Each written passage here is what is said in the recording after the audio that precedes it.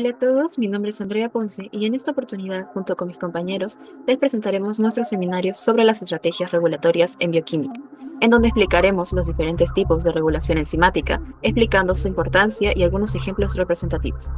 El objetivo de este seminario es poder explicar las estrategias reguladoras en el metabolismo celular y conocer el mecanismo de acción de las diferentes estrategias reguladoras. Para empezar, debemos entender que las estrategias regulatorias en bioquímica son como los sistemas de control de una ciudad. Así como una ciudad necesita semáforos, reglas y autoridades para funcionar bien, nuestras células necesitan mecanismos que regulen la actividad de sus enzimas y rutas metabólicas, asegurando que todo ocurra de forma eficiente y ordenada según lo que se necesite en cada momento. Una enzima es una molécula orgánica que actúa como catalizador de reacciones químicas. Esta tiene un dominio que se conoce como sitio activo y en donde estas actúan con otras moléculas conocidas como reactivos que interactúan en el sitio activo y produce cambio en estas, generando un producto en particular. ¿Por qué es tan importante estas regulaciones? Porque si no existieran, podríamos tener un caos interno, se acumularían productos tóxicos, se agotarían los recursos celulares y se podría poner en riesgo la salud de toda la célula. Una de las estrategias más rápidas y eficientes es el control alostérico. Este tipo de regulación es inmediato, reversible y no requiere destruir ni crear nuevas enzimas. Es como si activáramos o apagáramos un interruptor, pero de manera súper precisa. En el control alostérico, una molécula llamada efector se une a la enzima, pero no lo hace en el sitio activo, donde ocurre la reacción, sino en otro lugar especial llamado sitio alostérico. Esta unión provoca un cambio de la forma de la enzima, y ese cambio puede hacer que la enzima se active o se inhiba. Las enzimas alostéricas tienen algo muy interesante llamado cooperatividad, que significa que cuando un sitio de la enzima cambia, los demás también pueden cambiar en conjunto. Esto permite una respuesta más coordinada y precisa a las señales del entorno celular. Un ejemplo clásico de esto es el aspartato transcarbamilasa, o ATCase. Esta enzima participa en la síntesis de pirimidinas, que son componentes esenciales del ADN y ARN. Cuando hay suficiente producto final, en este caso CTP o citidina trifosfato, este se une al sitio alostérico en la ATCasa y la inhibe. Así se detiene la producción cuando ya no necesita más, evitando excesos y manteniendo el equilibrio. Este proceso se conoce como retroinhibición o feedback negativo. Ahora le doy pase a mi compañera. Gracias. Gracias, compañera, por el pase. Ahora yo les voy a hablar sobre las isocimas, también llamadas isoenzimas. Son diferentes formas moleculares de una misma enzima que catalizan la misma reacción química, pero que difieren en su estructura, composición de subunidades, su localización en el cuerpo y en algunos casos en sus propiedades cinéticas y reguladoras. Son un mecanismo que usan las células como estrategia reguladora, permitiendo que una misma reacción se adapte a las condiciones específicas de diferentes tejidos u órganos. ¿Cómo funcionan? Las isocimas funcionan de una forma de regulación metabólica, aunque todas hacen el mismo nivel químico. Su comportamiento varía, así el cuerpo puede controlar la velocidad de una reacción dependiendo del tejido, responder de manera específica a estímulos como cambios de oxígeno, energía o señales hormonales, y se ajusta al metabolismo según las necesidades del órgano. Esto es útil cuando diferentes tejidos tienen funciones metabólicas distintas.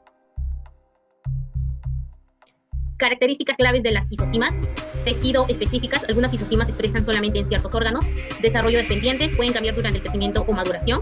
Regulación independiente, cada isocima puede ser regulada por distintos mecanismos.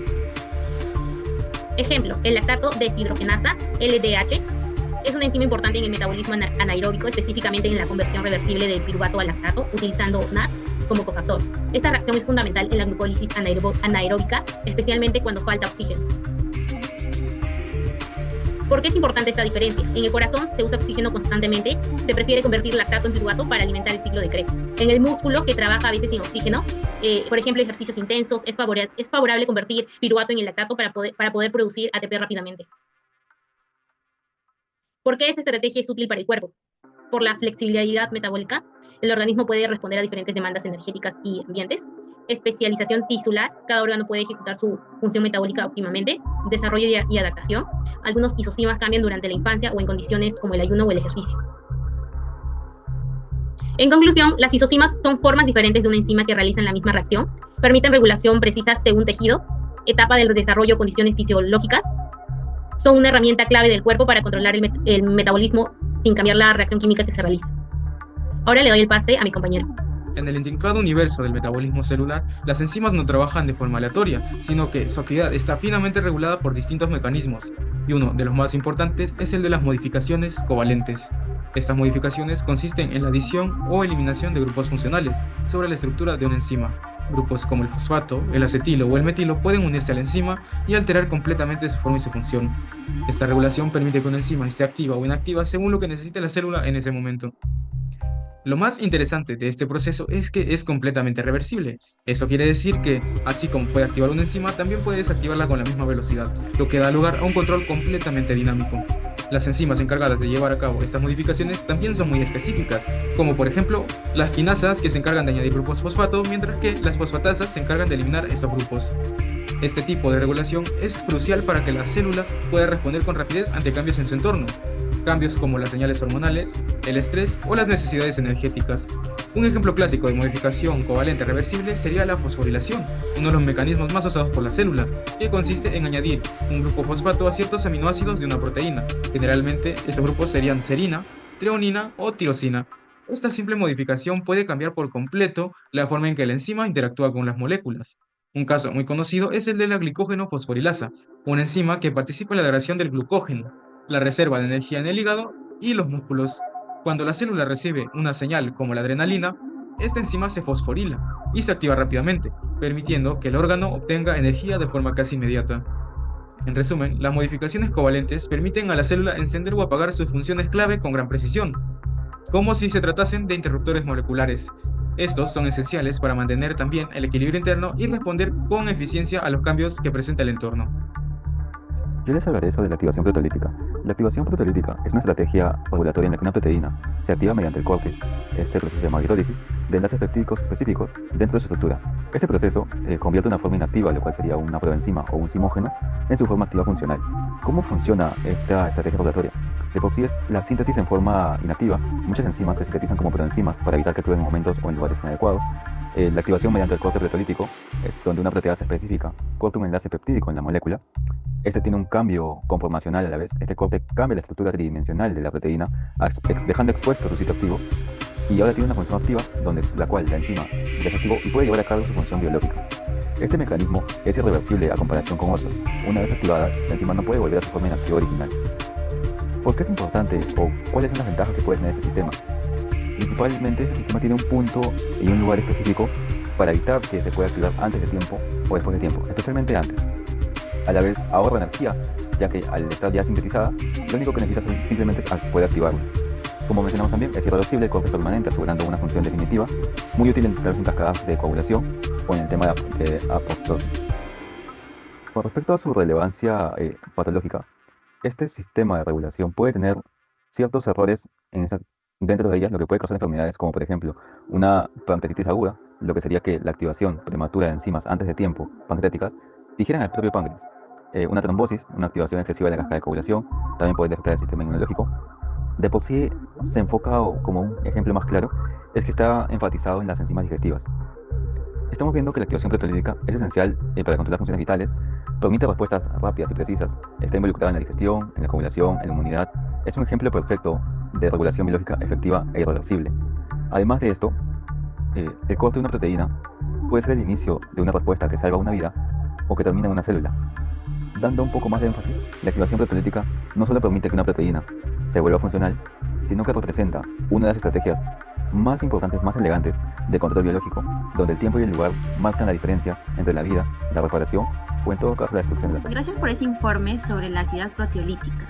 Ahora bien, una vez que las enzimas están activadas, ¿cómo se asegura el cuerpo de que no siguen funcionando más de la cuenta?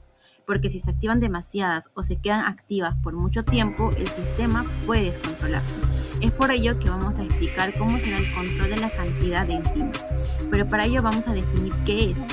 Es un mecanismo que tiene nuestro cuerpo para regular cuántas enzimas están activas en un momento y lugar determinado. Esto es fundamental porque las enzimas, especialmente las de coagulación, trabajan en cadena y si no se controlan pueden causar problemas graves, como hemorragias o trombosis, que es la formación de coágulos peligrosos. ¿Cómo funciona este control en la coagulación sanguínea? Bueno, cuando se produce una herida, el cuerpo activa una cadena de enzimas para formar el coágulo. Una vez que los factores de coagulación se activan, no duran mucho tiempo, es decir, se pueden diluir en la sangre o son destruidos por otras enzimas o eliminados por el hígado. Es como si el cuerpo les pusiera un límite para poder actuar. Es importante saber que la coagulación pues, es un proceso de retroalimentación positiva, es decir, una enzima activa a otra, y así pues, el efecto se amplifica rápidamente para poder formar el coágulo.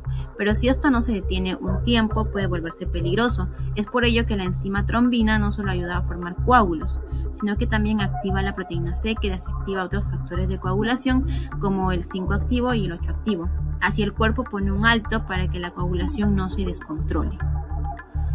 Además, hay proteínas inhibidoras específicas como la antitrombina 3 que bloquea enzimas activas como la trombina o el factor XA, y esto se vuelve mucho más rápido y eficaz cuando entra en acción una molécula llamada heparina, lo cual potencia este efecto. Y por último, cuando la herida ya está sanando, el cuerpo disuelve el coágulo. Esto lo hace gracias a una enzima llamada plasmina, que solo se activa en el lugar donde está la fibrina, o sea, la malla del coágulo. Así se asegura que la enzima no actúe en otras partes del cuerpo donde no se necesita. El cuerpo no solo activa enzimas para poder coagular, sino también tiene un sistema de control preciso para detenerlas aquí. Así mantiene el equilibrio y evita complicaciones. Y esto no solo se da en la coagulación sanguínea, sino que se da o se presenta en otros procesos vitales que realiza el cuerpo. Y para entender lo crítico que es este control, escuchemos el siguiente caso, que trata de un niño que tenía una mutación en la proteína alfa-1 antitrypsina.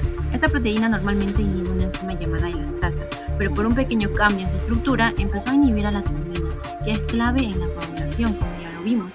El resultado fue trágico, ya que la trombina fue bloqueada y no se pudo formar la fibrina, y sin la fibrina no hay coágulo que detuviera el sangrado, y el niño sufrió una hemorragia fatal. Este caso demuestra lo delicado que es este equilibrio enzimático y que basta un solo cambio para poder alterar todo el sistema, y las consecuencias pueden ser graves. El cuerpo no solo activa enzimas para poder coagular, sino también...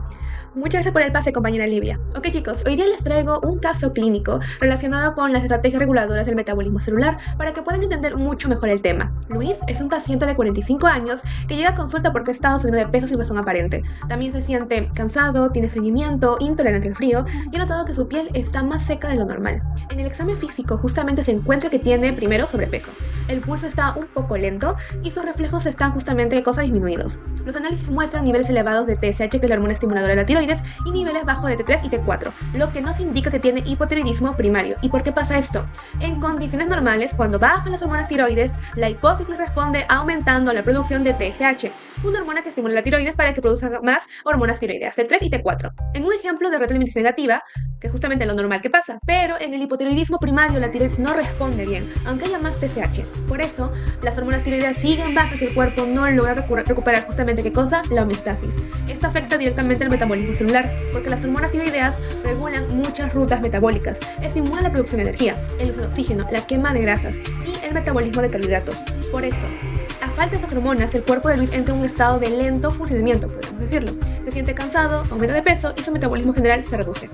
Este caso nos muestra cómo una alteración justamente de dichas estrategias reguladoras, en este caso hormonales, puede afectar todo el metabolismo celular y generar síntomas clínicos evidentes. Ok, chicos, y para terminar vamos a pasar con la parte de conclusiones. La primera conclusión sería que las estrategias reguladoras del metabolismo celular son clave para que nuestras células funcionen bien o correctamente. Gracias a ellas el cuerpo puede adaptarse a diferentes situaciones, como cuando comemos, hacemos ejercicio o cuando estamos en reposo. Ok, chicos, y para terminar vamos a pasar con la parte de conclusiones. La primera conclusión sería que al conocer justamente cómo funcionan esas estrategias, entendemos mejor cómo las células activan o frenan ciertos procesos. Por ejemplo, usando enzimas o señales hormonales para mantener todo en equilibrio o en homeostasis. Y bueno, chicos, esto ha sido todo por este video. Espero que les haya gustado, espero que justamente hayan aprendido algo nuevo sobre cómo dichas estrategias regulan el cuerpo para que todo se mantenga en equilibrio. Ha sido un gusto, bye. La segunda conclusión sería que al conocer justamente cómo funcionan esas estrategias, entendemos mejor cómo las células activan o frenan